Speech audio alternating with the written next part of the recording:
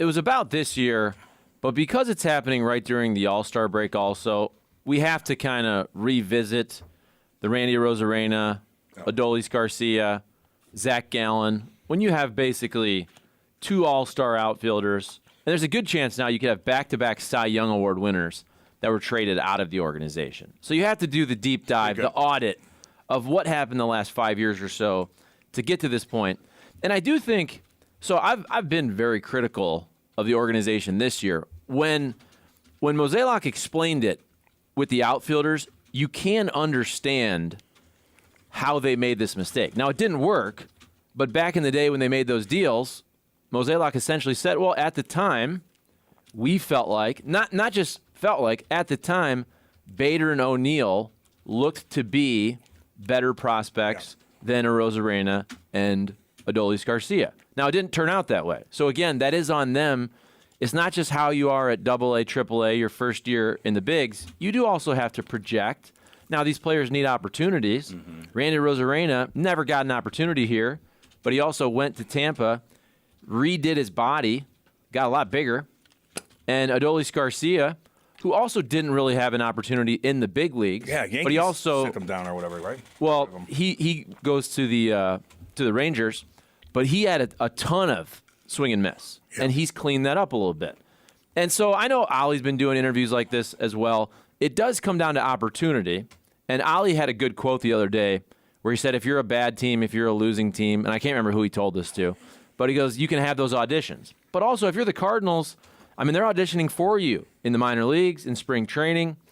So to me, Randy Arozarena never got an opportunity in the big leagues with the Cardinals. That short opportunity he got, he was actually good. Yeah. I want to say it was less than 50 at-bats, whatever it was that year. I would say that year that you're talking about with Arozarena was probably just as dynamic as that year that Pham had when he came up and just went nuts. Yeah, he did go nuts. And what you did when you had him come up and do that, and Bader had a little run like that. So, I mean, it can go either way. But when he came up and he did that, Pham got a chance to stick. And instead went the complete different way. And I think that the thing that happened with that is that the investment went into Tyler O'Neill, who was a top 50 prospect, who you traded another top prospect in Marco Gonzalez for, and you looked at it and went for it. Now, the big challenge you've got there is that Arozarena stayed on the field. He's been there. So you picked the guy who was probably the bigger profile, but Arozarena was killing it in the minors that year, just absolutely murdering the ball the entire year, and he never got a shot. And I think that now we're still looking at the other side of it where how do you trade some of these guys when you don't even have, you've overexposed some of them now? Like, what's your Dylan Carlson stock went from this point last year to now? Yeah, and then on the pitching side, the one thing he said where I kind of, ooh, and I think probably a lot of fans, is when Mozeliak said that we penciled in Dakota Hudson to the rotation. And I think most fans would say, well, what did you see over the last couple of years? We all know Dakota had one nice season a couple years back. But what would you have seen the last couple of years? Now he was coming off injury to think that he would be a rotation piece. I understand that he's in the depth conversation, that he's, whatever it is, 6, 7, if there's a couple injuries. But when Mozeliak was talking about pitching, and they were kicking the tires on pitching, remember, once you bring Waino back, if you do it from a numbers game, you got Waino making 17.5. You got Flaherty making 5-ish, but he's got a spot. You got Michaelis, who got the extension. He's making about, 20-ish this year, 16 the next couple years. Montgomery's under control, nice amount of money. You already signed Matz a couple years ago. He's making $11 million a year. That's 5. Add Dakota Hudson for depth, add Jake Woodford for depth, and then throw in Matthew Liberatore again for depth. But here's the thing. In that interview, John Mozeliak said, well, the guys they're kicking the tires on, they can't say you're going to get these innings because they got 5 starters that are going to get a shot. So I'm thinking if it's the Zach Eflins of the world, somebody like a Michael Wacha even wants a rotation spot, there's no starting pitchers that are going to say, hey, I might be a starter if there's an injury. Otherwise, I'll be a long man in the bullpen. Now, those guys are super valuable, but that would have to be, I would think, the guys you're kicking the tires on. Because no true starting pitcher. Do you think they were going to replace Steven Matz in the offseason? No, they replaced him once he was bad in the season. But you knew they were giving Waino a spot, Flaherty a spot, Montgomery a spot, Michaelis a spot, and Matt's a spot. There were no spots for a true starting pitcher. I'm sure they went out and said, hey, you could be a 120-inning guy that gives me some spot starts and is a long man in the pen. I get you. So, like, if he's trying to wheel a big dog, there's no room for him. Well, there was no room at the beginning. Once you signed Waino. Yeah.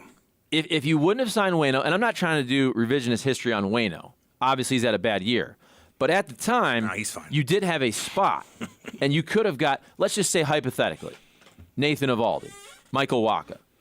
You could have had a spot for a guy like that who could be a starter if you didn't bring Waino back. Yeah. And I understand why they brought Waino back. Remember, he was really good for 5 months. His last month was really bad. My point is more so, you didn't have a spot for a true starting pitcher. Nobody would want to come here. Yeah, I mean, and again, you just got too many of the same kind of guys. So the only thing that he said that still made me say, well, what was the goal and what level were you trying to play at is that, I mean, he said we weren't looking at the top of the market. So that rules out DeGrom, that rules out Verlander, that rules out Carlos Rodon, who was a name that got tossed around here. Then, that Eovaldi's having a great year. Zach Eflin, all these guys that are kind of that next level down. Quintana, Chris Bassett. I do think Quintana having to sign the time he did threw a wrench in what one of their plans was, even though he's not been healthy. You didn't know that at that time. But, I mean, a lot of those guys just sound a lot like what you got. That just sounds like more of the same level of Jordan Montgomery. The hope was for Flaherty to ascend and be at the top of the rotation. That bird's flown. What were you going to do? Is it just going to be about adding more depth? I think that what the Cardinals have got to find a way to get done, whether it's now or whether it's sometime in the offseason. You've got to find somebody who is going to be a differentiator in that rotation. Not just another 2.5 or, what's Miles on a good staff? A 3?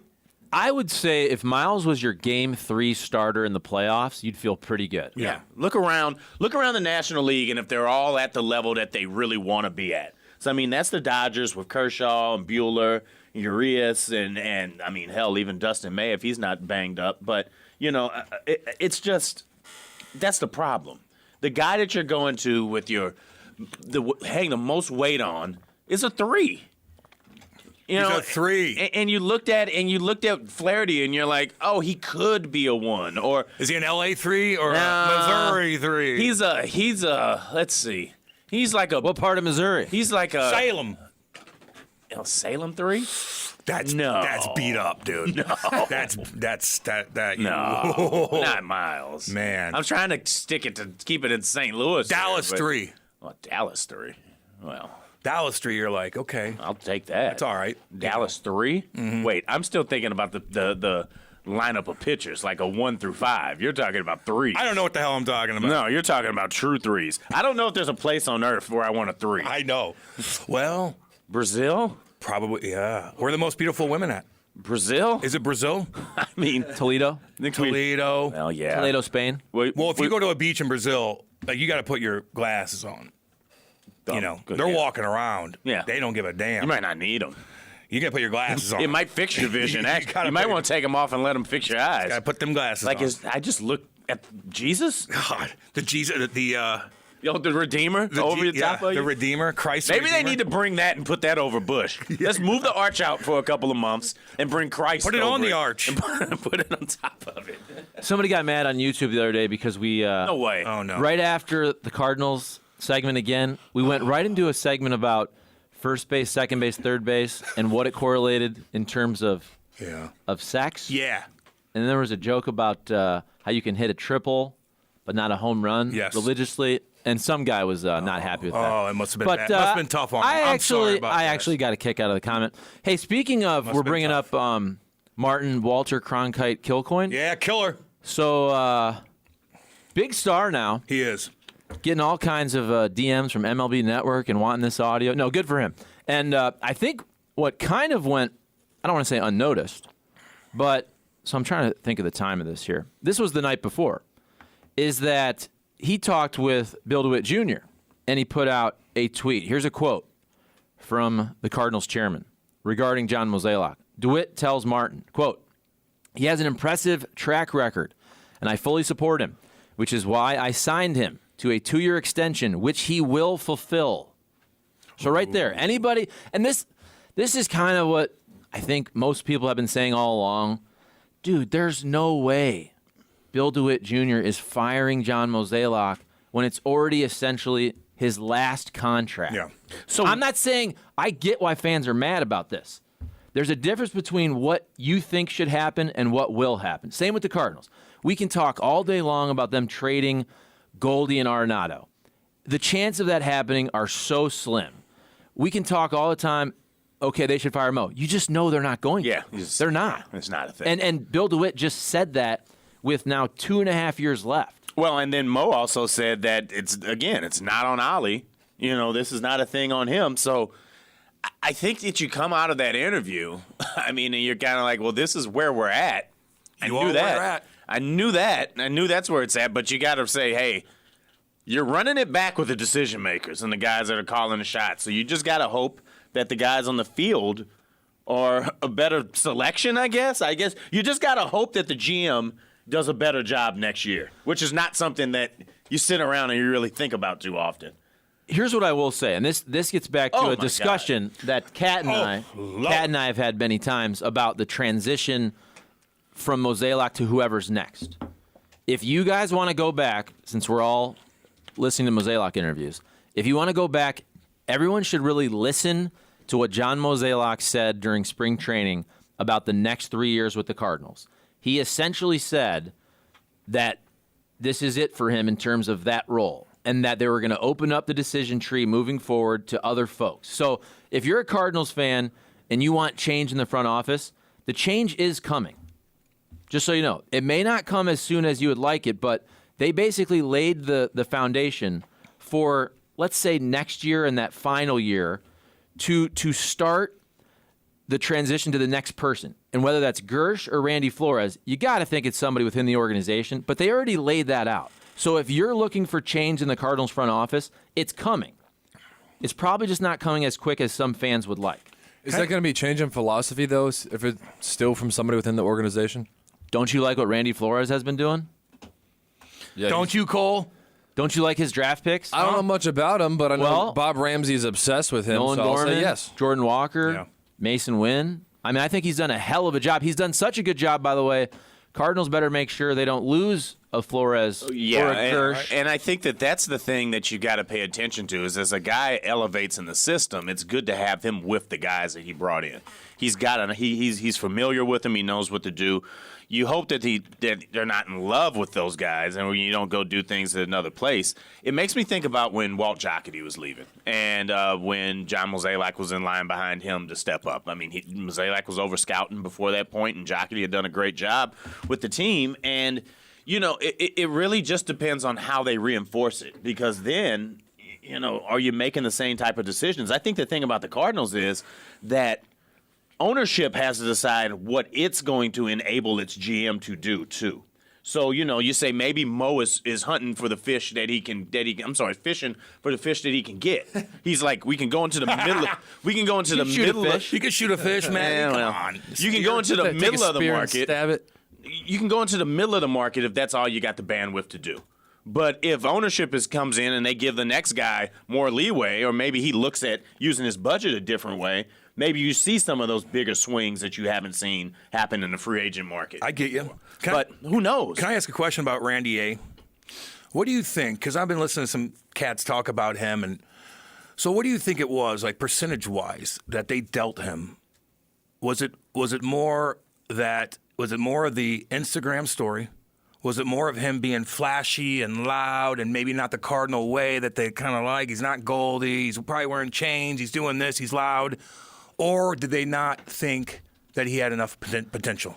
So I think the Instagram Live played a little bit of a role there. But I do think it came down more so that at the time they thought Bader and O'Neill were better prospects.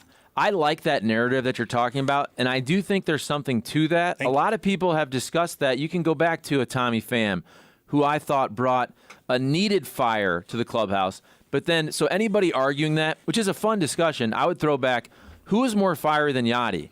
And by the way, who's more fiery than Wilson Contreras? who you just signed like for 5 him. years. So my point is, I don't think you can say, well, it's a fun discussion. Are the Cardinals boring?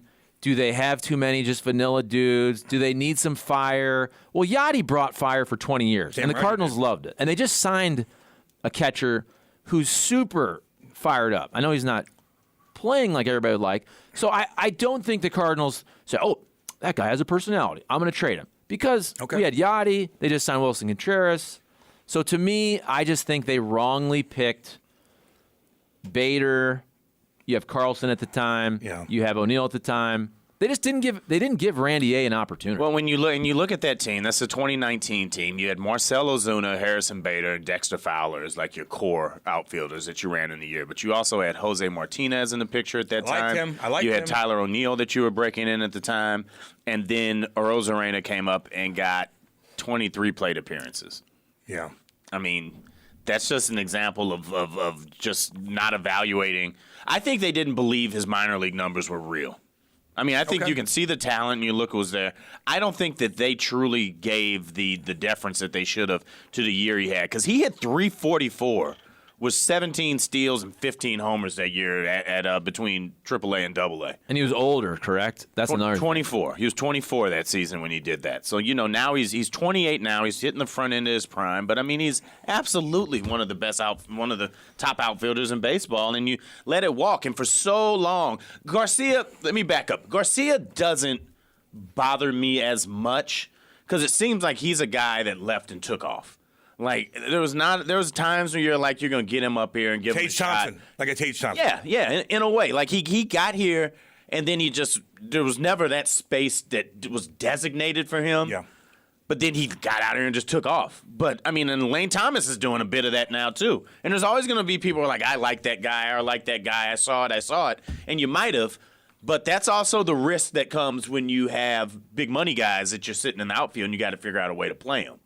So how do you add to it you're gonna have to invest one way or the other, and then that's the hard thing to decide on. Told you I like that Wilson Contreras. I just wish he was a better catcher, a better hitter, a better husband. Is he a bad husband? Is he a bad husband? I have no idea. At the start, you're just completely. We'll just throw it in the mix anyway.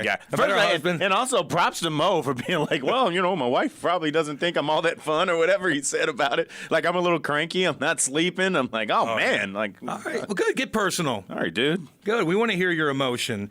Sometimes he's a robot. Actually, all the time he's a robot. And he does kind of that, like, it gets a little annoying at times. It does. I'm sorry, what was he doing? Hello there. I can understand you why, know what I'm talking why about. fans think that. Yeah, yes. dude. I can understand that. I like Mo, and I get it. That's who he is. But I can understand why fans look at him as a country club guy with the sweater around his neck at spring training. No, St. Louis I Country understand. Club. Remember we had him on, and I was just trying to be cute and funny off the bat, and I go, That was my fault. I think I told you. You told me to do. It was your fault, Charlie. It was my fault. Just an opener. I just wanted to break the ice or glass or whatever. Right? Was it favorite song? Break the glass. Was it favorite song? Over his head. What's that? Was it favorite song or something? I go, hey man, just real quick. If you had a walk-up song, what would it be? Something like that. Yeah. Just real quick. I'm not here to talk about music. I'm here to talk about baseball. I'm like, okay, Jimmy. Are you serious? Jimmy, take over. That rattled me. I get rattled about that kind of stuff. Bader. Now, Mozeliak does it to me. Who else did it to me? What do the Cardinals got against you? I don't know. You're not spending enough time down in the The clubhouse? guys are cool. Like all the vets I see everywhere are cool as hell. Cool as hell. Just the current guys don't like me, I guess. I don't know. Huh.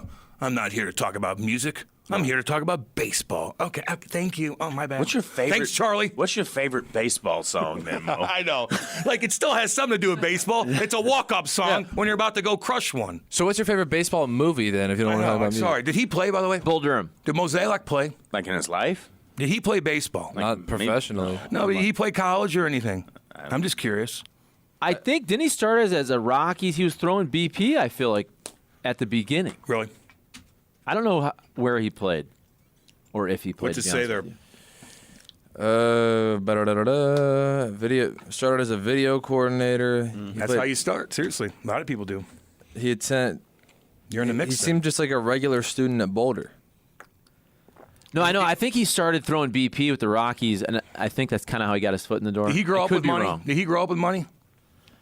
I do not know. Yeah. Let me figure out. Let's see if he went to a public school or a private school. I bet you went private. I bet you went to a private school. He went public. Oh, he did. Fairview High School. Let's see some notable alumni. Whoa. Look at you guys just making judgments. Oh, you're dang right. Look. He went to public school just He's like got me. a sweater over his chest. It was tied cold. up with loafers on. No, I'm was a asking breeze. questions. Oh, same high school as Jessica Biel. Oh, Oh, nice. Very nice. dang. All right. We got Right. Jessica Biel's anybody a. else? Did they get like Jessica Biel's. She's a St. Charles what? 14. 14? Thank you. St. Charles, hey, St. Charles ain't bad. don't hate on St. Charles. Thank you. That was the point of what I was They're doing. everywhere. Back in the day, They're everywhere. on those cobblestone Oh, I know. Main Street, what's that one bar called? The Q or something?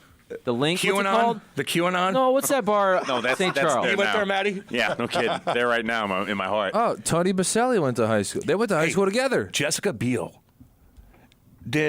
When she was on that Christian show, Seventh Heaven. did somebody get a little touchy poo on that mug? Did I hear that? Behind the scenes? Behind the scenes That always touchy happens. poo. I would Was it the guess g- that did happen. I'm guessing it there did. was one creepy executive producer. No, it was a daddy, I think. Oh, the dad? I think the dad did it. Nah, I'm going to vet and verify that, but I heard something. I think he might have done something. Yeah, something. Let's of look something. this up. It's always that nice guy.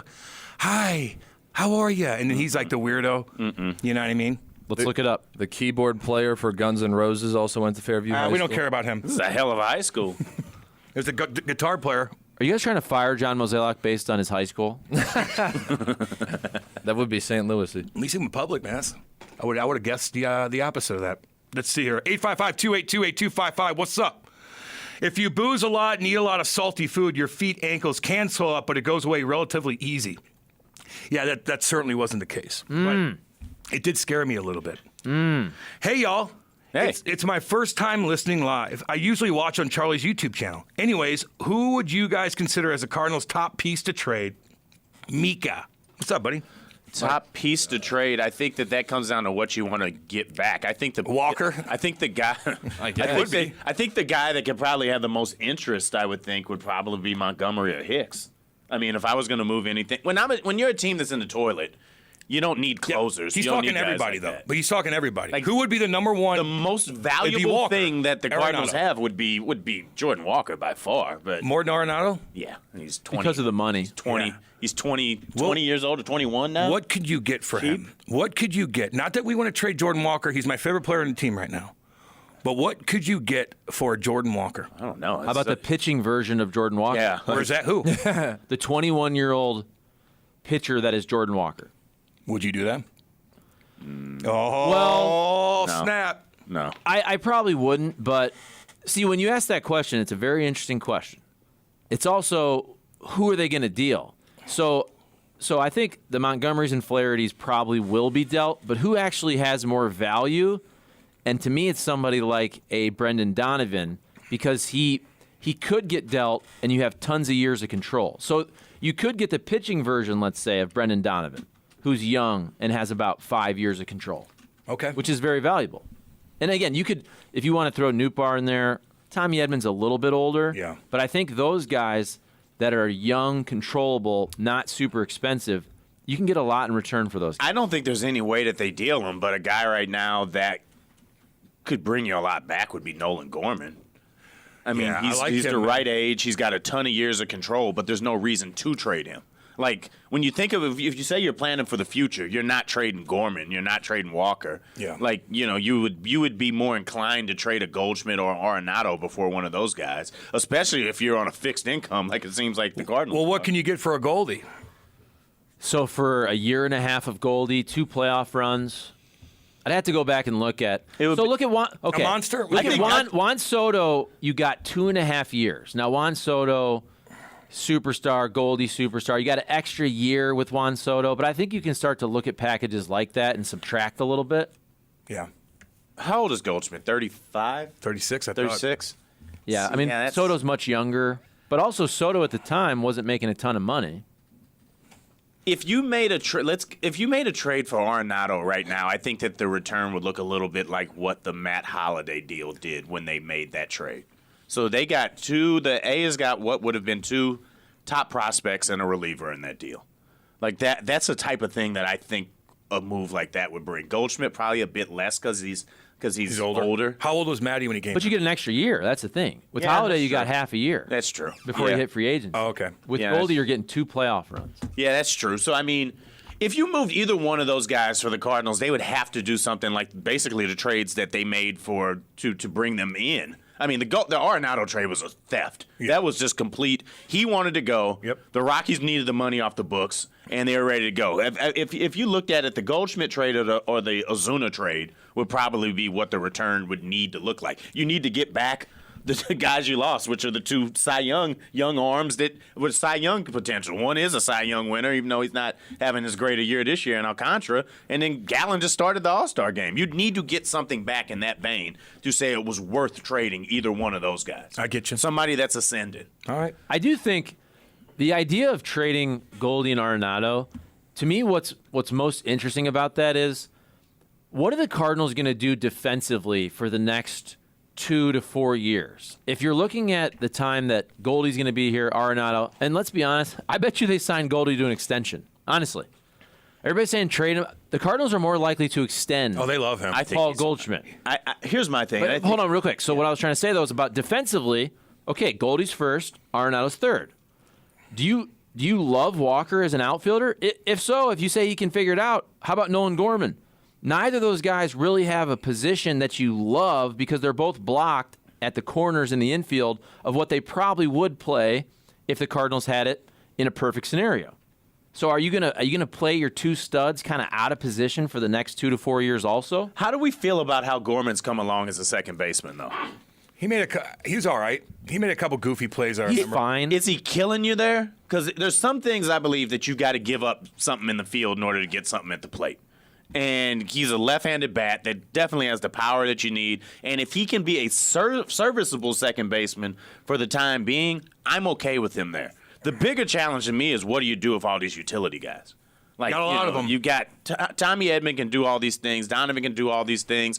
You know, what's your plan for Mason Wynn? If he's going to come up, I get a strong feeling that the Young's option or whatever doesn't happen next year. So how do you fit all these things together and add to the outfield in a significant way?